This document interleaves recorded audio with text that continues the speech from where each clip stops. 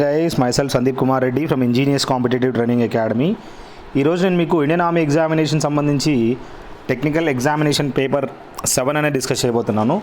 So please go through that whatever questions have been given, they are very useful for you. And ఒకసారి మీరు ప్లేలిస్ట్లోకి వెళ్ళినట్లయితే you will find all the papers up to paper 6 అనేది మీకు ఉంటాయన్నమాట. So don't waste time and have the pen and paper. ఏవేవైతే questions రావో వాటిని note చేసుకుంటూ పోండి. అన్నీ నోట్ చేయడం అవసరం లేదు, ఎందుకంటే ఏవైతే వస్తాయో వాటిని మీ ఆల్రెడీ మీ మైండ్లో పెట్టుకున్నారు కాబట్టి not required to right each and everything. So let us see exactly ఏమేమి క్వశ్చన్స్ అనేది ఉన్నాయి అనేది. Tehri dam is located on the river. Tehri dam అనేది ఎక్కడ ఏ నది పైన కట్టించడం జరిగిందంటే భగీరథి నది పైన ఈ తెహ్రీ డ్యామ్ అనేది కట్టించడం జరిగిందనమాట. Supernova is a dying star. Supernova అనేది one type of a dying star అని మనం తెలుసుకోవచ్చు. Ground zero is located in. ఈ గ్రౌండ్ జీరో అనేది న్యూయార్క్ నగరంలో ఈ గ్రౌండ్ జీరో అనేది ఉందన్నమాట. మీరు ఇంటర్నెట్లో కొట్టారంటే what exactly the ground zero అంటే అది మీకు పూర్తి డీటెయిల్స్ అనేది ఇవ్వడం జరుగుతుంది. సో అడుగుతారనమాట గ్రౌండ్ జీరో అనేది ఎక్కడ ఉందంటే న్యూయార్క్ నగరంలో ఉందని మనం తెలుసుకోవచ్చు. అదేవిధంగా విక్రమ్ సారాభాయ్ స్పేస్ సెంటర్ అనేది రీసెంట్గా ఎగ్జామ్లో వైజాగ్లో అడగడం జరిగిందనమాట. సతీష్ ధవన్ స్పేస్ సెంటర్ అనేది అది మనకి ఆంధ్రాలోనే ఉంది. విక్రమ్ సారాభాయ్ స్పేస్ సెంటర్ మాత్రము తిరువనంతపురం త్రివేంద్రం అని చెప్పుకోవచ్చు. అట్కామా డెజర్ట్ అనేది ఎక్కడుంది అంటే సౌత్ అమెరికాలో అట్కామా డెజర్ట్ అనేది మనం చూడొచ్చు. సౌత్ ఆఫ్రికా అనమాట, South America, it's not South Africa, South అమెరికాలో ఈ అట్కామా డెజర్ట్ అనేది ఉంది. The tropical grassland is called. Savanna అని దేన్ని అంటారంటే ఈ ట్రాపికల్ గ్రాస్ ల్యాండ్స్నే ఈ విధంగా మనము సావన్నాస్ అని పిలుస్తారనమాట. ముడుమలై వైల్డ్ లైఫ్ శాంక్చురీ. ఈ ముడుమలై వైల్డ్ లైఫ్ శాంక్చురీ అనేది తమిళనాడులో ఉందన్నమాట. ఈ పేరుతోటే మీరు కనిపెట్టేయాలి. ముదుమలై వైల్డ్ లైఫ్ శాంక్చురీ అనేది తమిళనాడులో ఉందన్నమాట. సిమిలిపాల్ టైగర్ రిజర్వ్ అనేది ఎక్కడుంది అంటే ఒరిస్సాలో ఉంది. సిమిలిపాల్ టైగర్ రిజర్వ్ ఎక్కడుంది అంటే ఒరిస్సాలో అనమాట. నెక్స్ట్ ఏంటంటే green revolution began in India during the year. అంటే గ్రీన్ రెవల్యూషన్ అనేది ఇండియాలో 1967 నుంచి 68 చూసినట్లయితే ఈ విధంగా గ్రీన్ రెవల్యూషన్ అనేది స్టార్ట్ అయింది 1967 నుంచి 67 మధ్యలో. ఫాదర్ ఆఫ్ గ్రీన్ రెవల్యూషన్ ఎవరంటే ఇండియన్ అయితే ఎంఎస్ స్వామినాథన్. అదే వరల్డ్లో అయితే నార్మన్ బోర్లాగ్ అని మనం తెలుసుకోవచ్చు. భాంగ్రా డ్యాన్స్ ఫోక్ డ్యాన్స్ అనమాట. దేనికి సంబంధించిందంటే పంజాబ్లో ఈ విధంగా భాంగ్రా డ్యాన్స్ అనేది చేయడం జరుగుతుందన్నమాట. ఫిజిక్స్లో చూసినట్లయితే a boy sitting in an open car moving with the constant speed throws a ball straight up in to the air. The ball falls behind him. Overall ఏంటంటే ఒక బాయ్ అనే అతను ఈ విధంగా ఓపెన్ కార్ ఉంటుంది కదా, కార్ పైన ఇలా ఓపెన్గా ఉంటుంది కదా, సో ఆ విధంగా కాన్స్టెంట్ స్పీడ్లో అతను బాల్ కరెక్ట్గా పైకి వేస్తే ఏమవుతుందంటే కార్ అనేది మూవింగ్ ముందరికి వెళ్తుంటుంది కాబట్టి ఆ బాల్ ఒక్కసారిగా ఏమవుతుందంటే వెనకలు పడిపోతుంది అనమాట. సో అతని బిహైండ్ హిమ్ అనేది బాల్ అనేది పడిపోతుంది అనమాట. The process involved in making soap. Soap తయారు చేయడానికి యూజ్ చేసే ప్రాసెస్ ఏంట్రా అంటే సాపోనిఫికేషన్ అంటారు అనమాట. సో గుర్తుంచుకోండి, ఏ ప్రాసెస్ సోప్ మేకింగ్లో యూజ్ చేస్తారంటే సాపోనిఫికేషన్ అని చెప్పుకోవచ్చు. నెక్స్ట్ ఏంటంటే a kilowatt hour is the unit of. ఈ కిలో వాట్ అవర్ అనేది KWH అంటారు. దేని యొక్క యూనిట్ అంటే ఇప్పుడు మనము పవర్ సప్లైస్ చూసినాం కదా, సో ఎనర్జీ అనమాట. Energy unit as well as KWH అనేది డొమెస్టిక్ పవర్ సప్లైలో కూడా మనం కిలో వాట్ అవర్ యూజ్ చేస్తారనమాట. ఓవరాల్ ఏంటంటే ఇది ఎనర్జీ యొక్క యూనిట్ అని మనం తెలుసుకోవచ్చు వాట్ అవర్ అనేది. నెక్స్ట్ ఏంటంటే కరెంట్ అనేది మాత్రం కాదు, ఎందుకంటే ఆంపియర్ అనమాట. ఇది మొత్తం ఆ ఎనర్జీని ఆ విధంగా మెజర్ చేయడం జరుగుతుంది. Ventilators are provided near the ceiling of the room because. మనము పూర్వము ఈ విధంగా ఇండ్లు కట్టేటప్పుడు కార్నర్లో ఈ విధంగా మనకి రూఫ్లో కొద్దిగా వెంటిలేటర్స్ అనేది ఇవ్వడం జరుగుతుంది. ఎందుకంటే the exhaled warmer air rises up and goes అవడం. సో మనం ఏదైతే గాలి వదులుతామో ఆ గాలి అనేది కాస్త బయటకు వెళ్ళిపోతుంది అనమాట. సో దీన్ని బట్టి మనం ఏం గుర్తుంచుకోవాలంటే ఆ విధంగా గాలి వదిలిన గాలి బయటకు వెళ్ళిపోతుంది అనమాట.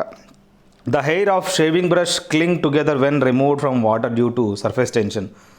ఏదైతే హెయిర్ ఉందో హెయిర్ ఆఫ్ షేవింగ్ బ్రష్ అనేది చూసినట్లయితే ఈ విధంగా షేవింగ్ బ్రష్ యొక్క హెయిర్ అనేది చూసినట్లయితే ఒక్కసారిగా అతుక్కుంటాయి అన్నమాట. సో ఎప్పుడైతే నీళ్ళలో నుంచి తీస్తే, ఎందుకంటే సర్ఫేస్ టెన్షన్ ఉండడం వల్ల వాటి యొక్క ఈ విధంగా నీట్గా అతుక్కుంటాయని చెప్పుకోవచ్చు.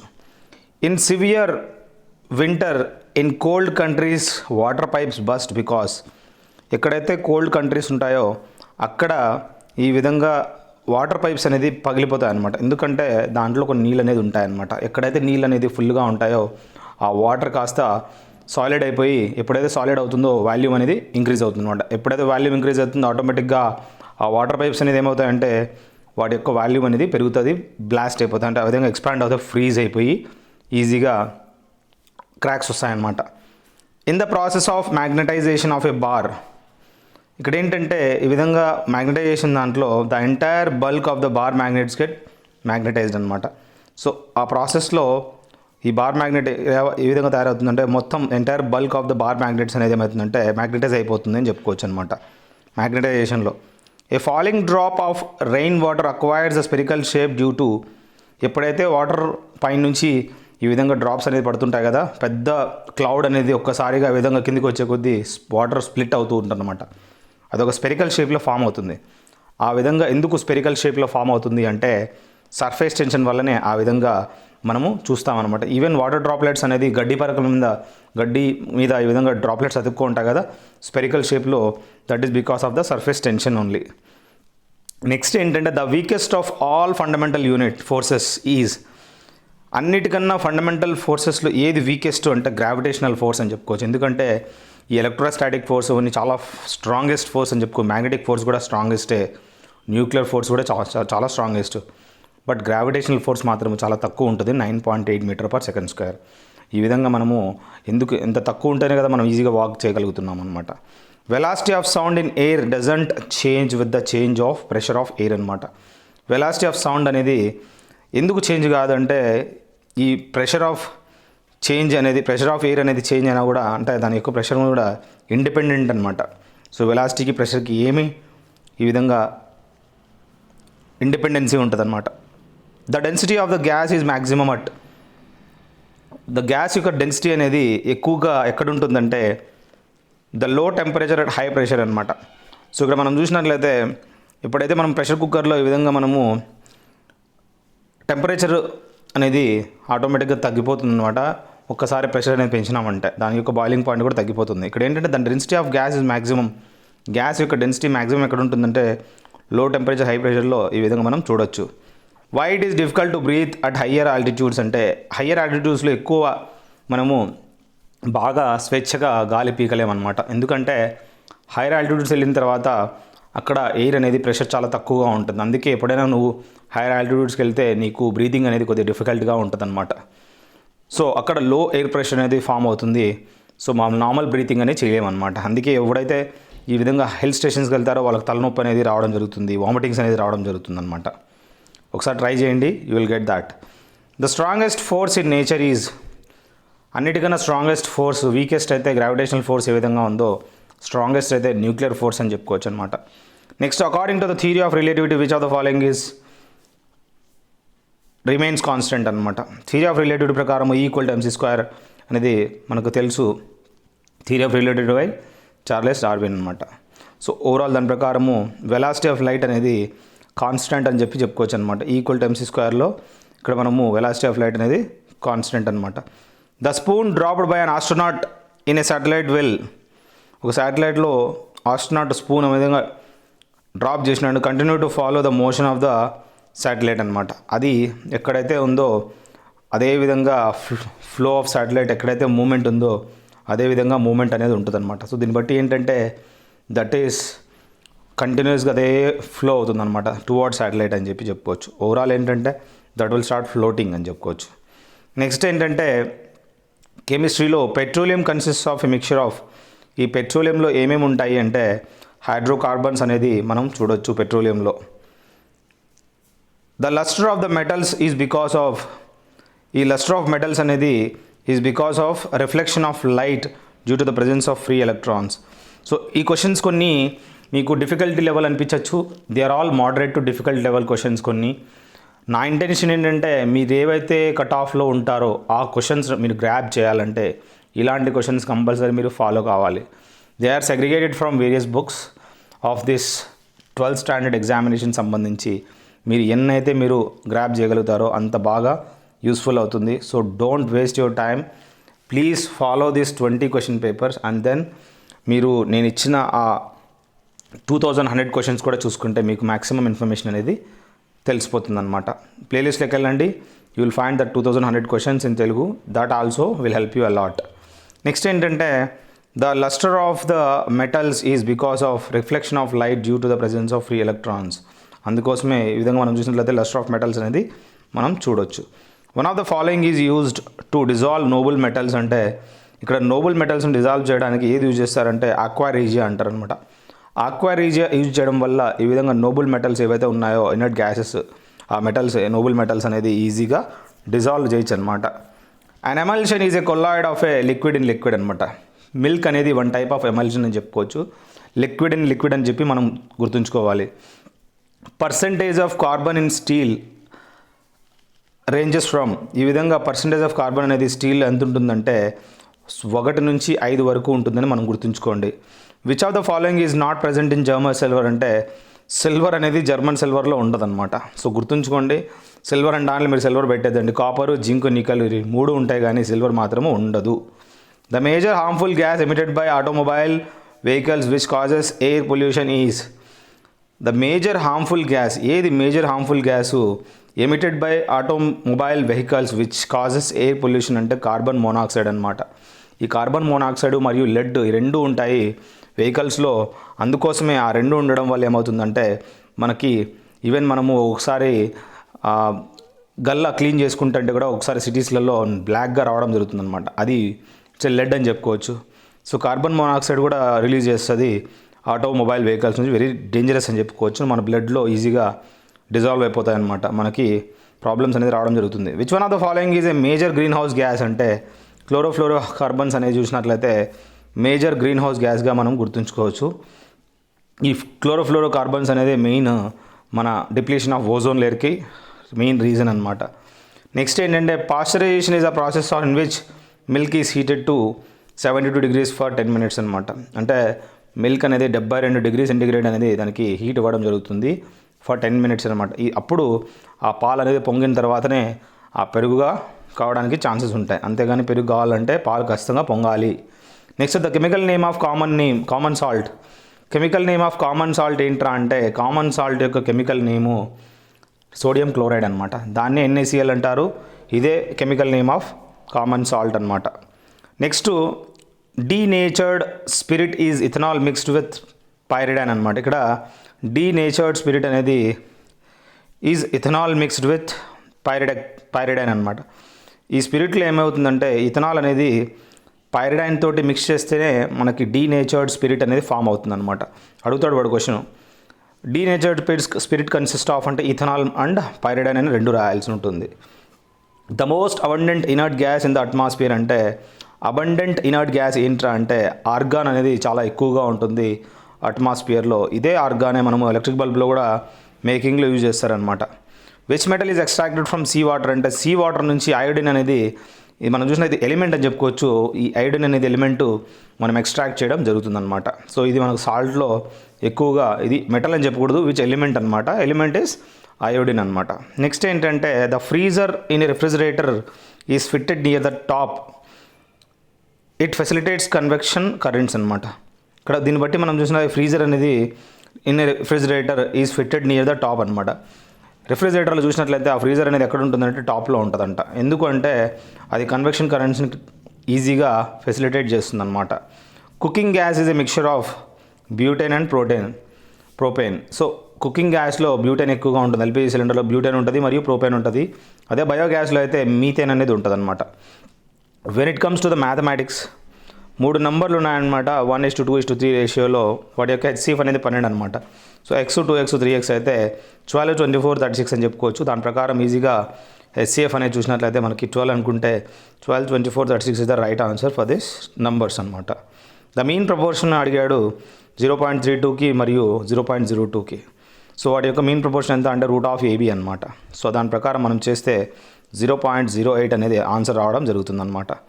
If the income tax is decreased by 26%, a man's net income increases by 2/3% అనమాట. ఇక్కడ ఇన్కమ్ ట్యాక్స్ అనేది 26% తగ్గిపోయిందంట.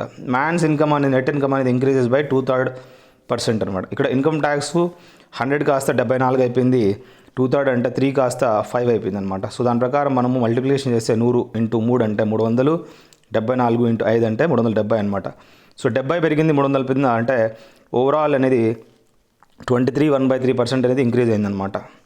ఏ man cells 320 mangoes at the cost price of 400 mangoes. 320 mango selling price is equal to cost price of 400 అయితే SP/CP ఎంత అంటే 5:4 ratio అనమాట. SP is greater than CP కాబట్టి 5 is greater than 4 అనమాట. So 1 profit over cost price అంటే 25% overall profit అని మనం తెలుసుకోవచ్చు.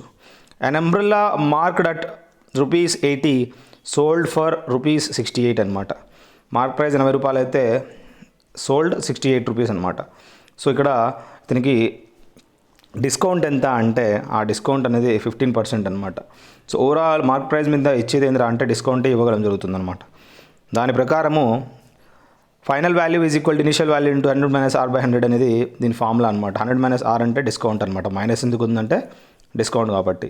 సో దాని ప్రకారము R ఈజ్ ఈక్వల్ టు 15 అనేది రావడం జరుగుతుంది. ఇనిషియల్ వాల్యూ ఇక్కడ ఏంటి, మార్క్ ప్రైస్. ఫైనల్ వాల్యూ ఏంటి, సెల్లింగ్ ప్రైస్. సో దాని ప్రకారం final value is equal to initial value into 100 - R/100 is a small formula. So ఎంత డిస్కౌంట్ ఇచ్చారో ₹12 డిస్కౌంట్ ఓవర్ ఈ విధంగా చేసుకుంటే ఈజీగా వచ్చేస్తుంది.